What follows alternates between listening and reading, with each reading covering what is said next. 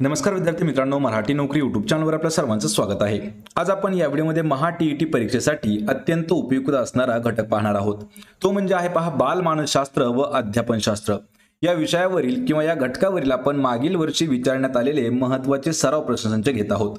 हे सर्वच्या सर्व सराव प्रश्नसंच आपल्याला टीसीएस आणि आयबीपीएस पॅटर्ननुसार घेण्यात आलेले आहेत। या व्हिडिओमध्ये आपण टोटल 20 प्रश्न घेत आहोत संदर्भ आणि त्याच्या स्पष्टीकरणासह। हे सर्वच्या सर्व प्रश्न आपण रिव्हिजन म्हणून घेत आहोत। या व्हिडिओमध्ये आपण फक्त आणि फक्त बालमानसशास्त्र स्पेशल प्रश्नसंच घेत आहोत। त्यामुळे आपल्याला या व्हिडिओची जर पीडीएफ डाउनलोड करायची असेल तर मराठी नोकरी या नावाने आपलं टेलिग्राम चॅनल आहे, सोबतच आपला व्हॉट्सअप ग्रुप देखील आहे। दोघांनाही जाऊन जॉईन करा, त्यांच्या लिंक्स मी तुम्हाला डिस्क्रिप्शन मध्ये देत आहे। आणि मित्रांनो, चॅनलवरती जर नवीन असाल तर लगेच आपल्या मराठी नोकरी यूट्यूब चॅनलला सबस्क्राइब करून ठेवा।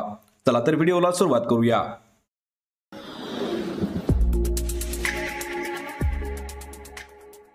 तर पहा, आपला प्रश्न आहे, खालीलपैकी कोणती अध्यापनाची तत्वे आहेत? मित्रांनो, प्रश्नाचं जर उत्तर येत असेल तर 3 ते 5 सेकंदामध्ये प्रत्येक प्रश्नाचं उत्तर आपण कमेंट करून द्यायचं आहे, म्हणजे आपलं रिव्हिजन देखील होत राहील। आणि हे सर्वच्या सर्व प्रश्न आपल्याला 2014 ते 2021 या 6 ते 7 वर्षामधील झालेल्या टीईटी पेपरमधील घेतलेले आहेत। तर अध्यापनाची तत्वे खालीलपैकी कोणती आहेत? यामध्ये सहनशीलता, व्यक्तिगत फरक, लोकशाही प्रधानता आणि योजनाबद्ध यापैकी कोणती अध्यापनाची तत्वे आहेत? तर या प्रश्नाचं उत्तर असणार आहे ऑप्शन क्रमांक 4। तर अ ब क ड इ म्हणजे सर्व। म्हणजे यामध्ये पहा, सहनशीलता, व्यक्तिगत फरक, लोकशाही प्रधानता आणि योजनाबद्ध हे चारही जे आहेत हे अध्यापनाची तत्वे येतात। म्हणजेच पर्याय क्रमांक 4 आपलं या प्रश्नाचं उत्तर होईल। तर पहा, अध्यापनाचे महत्त्वाची तत्वे। तर अध्यापनाचा विद्यार्थी जो आहे तो केंद्रबिंदू असतो। अध्यापन पद्धती व तंत्रे, अध्यापन सूत्र, विद्यार्थी सहभाग, विद्यार्थी अभिरुची, व्यक्तिगत फरक, योजनाबद्ध, दैनंदिन अनुभव, अध्यापन साधने, लोकशाही प्रधानता, शैक्षणिक साहित्याचा वापर, विद्यार्थ्यांचा दैनंदिन अनुभवाचा अध्यापनात केलेला वापर आणि सहनशीलता हे जे आहेत हे अध्यापन तत्वे आहेत। मित्रांनो, यावरती खूप सारे प्रश्न आपल्याला विचारण्यात आलेले आहेत, त्यापैकी हा एक इम्पॉर्टंट प्रश्न होता। यानंतरचा प्रश्न आहे, खालील आक्षेपांपैकी बालोद्यान पद्धतीवर घातलेला कोणता आक्षेप असत्य आहे? पहा, असत्य या ठिकाणी खरं आणि खोटं, सत्य आणि असत्य यामध्ये खूप वेळा फरक आपल्याला कळत नाही। तर असत्य म्हणजे खोटा आक्षेप, लक्षात ठेवायचंय। तर खाली जे काही बालोद्यान पद्धतीवर घातलेला कोणता जो असा आक्षेप आहे की जो असत्य आहे? तर या प्रश्नाचं योग्य उत्तर आहे पर्याय क्रमांक 4। तर मुलांना खूप स्वातंत्र्य मिळते हा जो आक्षेप आहे हा असत्य आक्षेप आहे। यामध्ये पहा, शिक्षिका म्हणेल तेच विद्यार्थ्यांनी करावे लागते, साधनांच्या माध्यमातून मुलांना शिकवणे अयोग्य आहे, स्वयं शिक्षणाचा पुरेसा वाव मिळत नाही, हे जे 3 आहेत हे सत्य असणारे आक्षेप आहेत आणि असत्य आहे मुलांना खूप स्वातंत्र्य मिळते। ऑप्शन क्रमांक 4 आपलं उत्तर होईल। यानंतरचा प्रश्न आहे, खालील मूल्यमापनाच्या साधनांमधील कोणती साधने निरीक्षक तंत्रासाठी वापरली जातात किंवा वापरतात? हा प्रश्न देखील खूप महत्त्वाचा आहे। यामध्ये कोणकोणती साधनं आहेत पहा, पडताळा सूची, पदनिश्चयन श्रेणी, व्यक्तिमत्व प्रश्नावली आणि प्रासंगिक नोंदी ह्या ज्या आहेत या साधनांपैकी कोणती अशी निरीक्षण साधनं आहेत की जे निरीक्षण तंत्रासाठी वापरली जातात? तर या प्रश्नाचं उत्तर होईल पहा ऑप्शन क्रमांक 3 अ, ब आणि ड। अ म्हणजे काय तर पडताळा सूची, ब म्हणजे काय तर पदनिश्चयन श्रेणी आणि ड म्हणजे काय तर प्रासंगिक नोंदी। हे जे 3 साधने आहेत हे निरीक्षण तंत्रासाठी वापरले जातात। ऑप्शन क्रमांक 3 आपलं या प्रश्नाचं योग्य उत्तर होईल। यानंतरचा प्रश्न आहे, लेखी परीक्षामध्ये सुधारणा करावयाच्या दृष्टीने खालीलपैकी कोणती बाब उपयुक्त ठरणार नाही? पहा, उपयुक्त ठरणार नाही असा शब्द आपल्याला विचारला आहे। प्रश्न परत एक वेळा मित्रांनो हा समजून घ्यावा, कारण बालमानसशास्त्र आणि अध्यापनशास्त्र यामध्ये खूप सारे प्रश्न असतात की आपल्याला थोडेसे ते कन्फ्यूज करणारे प्रश्न असतात। तर या प्रश्नाचं उत्तर असणार आहे ऑप्शन क्रमांक 2। तर वार्षिक परीक्षेला महत्त्व देणे, लक्षात ठेवायचं ही बाब जी आहे ही उपयुक्त ठरत नाही। यामध्ये उपयुक्त कोणत्या, कशासाठी उपयुक्त? तर लेखी परीक्षामध्ये सुधारणा करायच्या दृष्टीने कोणती बाब उपयुक्त ठरेल असं आपल्याला सांगायचं आहे। या ठिकाणी कोणती ठरणार नाही, तर वार्षिक परीक्षेला महत्त्व देणं ही बाब योग्य ठरणार नाही किंवा उपयुक्त ठरणार नाही। तर यामध्ये पहा, दीर्घोत्तरी प्रश्नांचे प्रमाण कमी करणे, गुणदान योजना व नमुना उत्तर सूची यांची सोय करणे, उत्तर पत्रिकेवर बारकोडचा उपयोग करणे हे जे घटक आहेत 1, 3 आणि 4 यांच्याद्वारे म्हणजे लेखी परीक्षामध्ये जर सुधारणा करायची असेल तर या दृष्टीने ह्या ज्या बाबी आहेत ह्या खूप महत्त्वाच्या ठरतात। पर्याय क्रमांक 2 आपलं या प्रश्नाचं उत्तर होईल. ही बाब महत्वाची किंवा उपयुक्त ठरत नाही. यानंतरचा प्रश्न आहे, खालील व्याख्यान पद्धती संदर्भातील कोणते विधान असत्य विधान आहे? पहा, असत्य म्हटलं की लगेच आपल्याला कळलं पाहिजे की त्या ठिकाणचं चूक विधान आपल्याला सांगायचं आहे. कोणती पद्धत आहे? तर खाली दिलेल्या व्याख्यान पद्धतीतील संदर्भातील कोणतं विधान. तर कोणतं विधान असणार आहे? ऑप्शन क्रमांक 1 तर अवधान केंद्रीकरण होते. लक्षात ठेवा, हे जे विधान आहे हे असत्य विधान आहे. लक्षात ठेवा, असत्य विधान. यामध्ये कमी वेळात जास्त अध्यापन करता येते, तत्वे सिद्धांत कठीण विषय मांडण्यासाठी उपयोग करता येतो, दुर्मिळ माहिती सहज देता येते. हे जे 3 घटक आहेत किंवा हे जे 3 विधान आहेत, 2, 3, 4 हे जे विधान आहेत तर हे सत्य विधान आहेत आणि असत्य आहे अवधान केंद्रीकरण होतं. ऑप्शन क्रमांक 1 आपलं या प्रश्नाचं उत्तर होईल.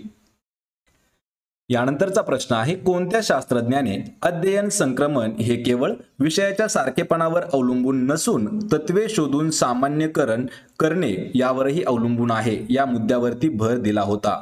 या ठिकाणी पहा, आपण एक थेरम म्हणू शकतो किंवा सिद्धांत म्हणू शकतो. तर काय आहे सिद्धांत किंवा तो थेरम? लक्षात ठेवा, अध्ययन संक्रमण हे केवळ विषयाच्या सारखेपणावर अवलंबून नसते किंवा नसून तत्व शोधून सामान्यकरण करणे यावरही अवलंबून आहे या मुद्द्यावरती कोणत्या मानसशास्त्रज्ञाने भर दिला होता? तर ते आहेत पहा, ऑप्शन क्रमांक 2 C.H. जट. हे जे आहेत हे असे मानसशास्त्र आहेत किंवा शास्त्रज्ञ आहेत. त्यांनी एक व्याख्या सांगितली होती किंवा एक मुद्दा मांडला होता. तर कोणत्या मुद्द्यावरती जास्त भर देणं गरजेचं आहे? लक्षात ठेवा, हा मुद्दा त्या ठिकाणी आपण एक्सप्लेन केलेला आहे. पर्याय 2 आपलं या प्रश्नाचं अचूक उत्तर होईल. यानंतरचा प्रश्न आहे, खालील विधानांपैकी शिक्षण प्रक्रियेची योग्य वैशिष्ट्ये कोणती आहेत? या ठिकाणी आपल्याला काही विधानं दिलेली आहेत. तर विधानं पहा कोणती आहेत? शिक्षण ही त्रिकेंद्रात्मक प्रक्रिया आहे, शिक्षण ही स्वयंस्फूर्त प्रक्रिया आहे, शिक्षण ही नैसर्गिक व सहज प्रक्रिया आहे, शिक्षण ही अखंडपणे चालणारी प्रक्रिया आहे. हे जे 4 विधान आहेत त्यापैकी शिक्षण प्रक्रियेची योग्य वैशिष्ट्य आपल्याला सांगायचे आहेत. आणि मित्रांनो, अशाच पद्धतीचे हा आपला जवळपास 8वा व्हिडिओ आहे पहा, बालमानसशास्त्र आणि अध्यापनावरचा. यापूर्वीच्या सगळ्या व्हिडिओच्या लिंक मी तुम्हाला डिस्क्रिप्शनमध्ये देत आहे, त्या ठिकाणी जाऊन पहा. कारण सर्वात महत्त्वाचं रिव्हिजन प्रश्न हे ठरणार आहेत, कारण याआधी असे प्रश्न युट्यूबवरती आतापर्यंत आलेले नाहीत आणि हे आपण पूर्णपणे 2014 ते 2021च्या सरावासाठी प्रश्न घेत आहोत. या प्रश्नाचं उत्तर होईल पहा, ऑप्शन क्रमांक 4 अ ब क ड म्हणजेच सर्व. तर लक्षात ठेवा, सर्व कोणती कोणती आहेत? ए क्रमांक आहे शिक्षण हे त्रिकेंद्रात्मक प्रक्रिया आहे. यानंतर आहे शिक्षण हे स्वयंस्फूर्त प्रक्रिया आहे. क आहे शिक्षण ही नैसर्गिक व सहज प्रक्रिया आहे. आणि चौथा आहे शिक्षण ही अखंडपणे चालणारी प्रक्रिया आहे. ही 4ही विधानं शिक्षण प्रक्रियेची योग्य वैशिष्ट्य आहेत. म्हणजेच ऑप्शन क्रमांक 4 आपलं या प्रश्नाचं उत्तर होईल. तर पहा, शिक्षण प्रक्रियेचे वैशिष्ट्य कोणकोणती आहेत? कारण मित्रांनो, आपण प्रत्येक ठिकाणी नोट्स देखील देत आहोत. तर यापणे पहा, शिक्षण ही अखंडपणे नैसर्गिक व सहज, त्रिकेंद्रात्मक, मानसिक, सामाजिक, औपचारिक, अनौपचारिक आणि स्वयंस्फूर्त असणारी प्रक्रिया आहे. लक्षात ठेवायचे हे पॉइंट खूप महत्त्वाचे आहेत. यानंतरचा प्रश्न आहे, व्यक्ती विकास संदर्भात खालीलपैकी कोणते विधान योग्य आहे? योग्य म्हणजे या ठिकाणी कोणतं विधान बरोबर आहे असा आपल्याला प्रश्न आहे. कशामध्ये? व्यक्ती विकासासंदर्भात. तर या ठिकाणी उत्तर असणार आहे आपलं ऑप्शन क्रमांक 3 तर विकासावर अनुवंश आणि परिसर यांचा पूरक प्रभाव असतो. हे जे विधान आहे हे योग्य आहे. यामध्ये अयोग्य कोणकोणते आहेत? लक्षात ठेवा, विकासावर वातावरणापेक्षा अनुवंशाचा अधिक प्रभाव पडतो, हे चूक आहे. विकासावर अनुवंशापेक्षा वातावरणाचा अधिक प्रभाव पडतो, हे देखील चूक आहे. विकासावर अनुवंशाने संक्रमित झालेल्या गुणदोषांचा परिणाम होत नाही, हे देखील चूक आहे, म्हणजेच अयोग्य आहेत. आणि तिसरा क्रमांक हे आपलं योग्य उत्तर होणार आहे, ऑप्शन क्रमांक 3. यानंतरचा प्रश्न आहे, कुमारावस्थेतील मानसिक व भावनिक विकासासंदर्भात खालीलपैकी कोणते विधाने असत्य आहेत? पहा, या ठिकाणी असत्य दिलं आहे. कोणतं विधान आहे की ते असत्य आहे? म्हणजेच काय? तर ते चूक असणारं विधान आहे. तर या प्रश्नाचं योग्य उत्तर होईल पर्याय क्रमांक 3 तर या वयामध्ये शब्द संपत्ती वाढवण्याकडे त्यांचा कल असतो. हे जे विधान आहे लक्षात ठेवा, हे चुकीचं विधान आहे. यामध्ये बरोबर काय काय आहेत? तर या वयात, कोणत्या? कुमार अवस्थेतील वयात मुलं जे आहेत हे आदर्शाच्या शोधामध्ये असतात. वयामध्ये भिन्न लिंगी आकर्षण वाढते आणि या वयामध्ये मुलं जे आहेत हे बंडखोर होत असतात, पण या वयामध्ये शब्द संपत्ती वाढवण्याकडे त्यांचा कल नसतो, लक्षात ठेवा, आणि कल असतो म्हणजेच हे वाक्य चूक आहे. ऑप्शन क्रमांक 3 आपलं या प्रश्नाचं योग्य उत्तर होईल. यानंतरचा प्रश्न आहे, किशोरावस्थेतील मुलांच्या विकासासाठी शिक्षकांनी खालीलपैकी कोणत्या गोष्टी करणे आवश्यक आहे? या ठिकाणी आपल्याला काही महत्त्वाच्या गोष्टी दिलेल्या आहेत की ज्या शिक्षकांनी करणे गरजेचं आहे. तर त्यापैकी कोणकोणत्या गोष्टी करणं हे आवश्यक आहे. कशामध्ये पहा, किशोर अवस्थेतील मुलांच्या विकासासाठी. तर यामध्ये पहा, अक्षरांना योग्य वळण लावावे, बिनचूक शुद्ध उच्चारासहित पाठांतर करणे, गट न करता वैयक्तिक कामाची जबाबदारी देणे आणि मुलांच्या सर्जनशीलता वाढीसाठी उपक्रम राबवणे. यामधील कोणत्या गोष्टी करणं हे आवश्यक आहे? तर या प्रश्नाचं उत्तर होईल पहा पर्याय क्रमांक 2. तर अ, ब आणि ड. अ म्हणजे काय, तर अक्षरांना योग्य वळण लावणे. ब म्हणजे काय आहे, तर बिनचूक शुद्ध उच्चारांसहित पाठांतर करणे. आणि ड म्हणजे तर मुलांच्या सर्जनशीलता वाढीसाठी उपक्रम राबवणे. हे जे 3 घटक आहेत किंवा ह्या ज्या 3 गोष्टी आहेत, ह्या किशोर अवस्थेतील मुलांच्या विकासासाठी शिक्षकांनी करणं गरजेचं आहे. पर्याय क्रमांक 2 आपलं या प्रश्नाचं अचूक उत्तर होईल.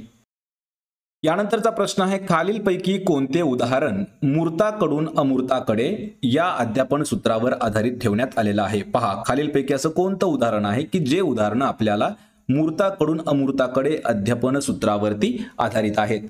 यामध्ये लक्षात ठेवायचे उदाहरणं पाहून घ्या. तर भूगोल विषयात नकाशाचा वापर करणे, विद्यार्थ्यांना थोर नेत्याची चरित्रे सांगणे, निसर्ग चित्र शिकवताना चित्र दाखवणे आणि कवितेचं स्पष्टीकरण करणे. आणि या प्रश्नाचं योग्य उत्तर असणार आहे पहा ऑप्शन क्रमांक 1. तर अ, ब आणि क. अ म्हणजे काय, तर भूगोल विषयात नकाशाचा वापर करणं. हे देखील अध्यापन सूत्रावरती आधारित असलेले एक उदाहरण आहे. यामध्ये ब काय आहे, तर विद्यार्थ्यांना थोर नेत्यांची चरित्र देखील सांगणं. आणि क कोणता आहे, तर निसर्ग चित्र शिकवताना चित्र दाखवणं. हे आपलं उत्तर असणार आहे. पर्याय क्रमांक 1 योग्य उत्तर होईल. यानंतरचा प्रश्न आहे, चित्रकला, हस्तकला या विषयांच्या अभ्यासात व्यवस्थितपणा, टापटीप, सौंदर्य पाहणारे विद्यार्थी तो तास संपल्यावर सर्व वर्ग व कचरा करत निघून जातात. हे विधान अध्ययन संक्रमणाच्या कोणत्या उपपत्तीशी संबंधित आहे? पहा, प्रश्न हा देखील खूप महत्त्वाचा आहे. चित्रकला, हस्तकला या विषयांच्या अभ्यासात व्यवस्थितपणा असणे, टापटीपपणा असणे, सौंदर्य पाहणारे विद्यार्थी आणि तो तास संपल्याच्या नंतर सर्व विद्यार्थी जे आहेत ते कचरा करून वर्गामध्ये निघून जातात. हे विधान अध्ययनाच्या संक्रमणाच्या कोणत्या उपपत्तीशी संबंधित आहे? तर ही कोणतं उपपत्ती आहे पहा ऑप्शन क्रमांक 4. सहेतुक व ध्येयनिष्ठ उपपत्ती. पर्याय क्रमांक 4 आपलं या प्रश्नाचं उत्तर होईल.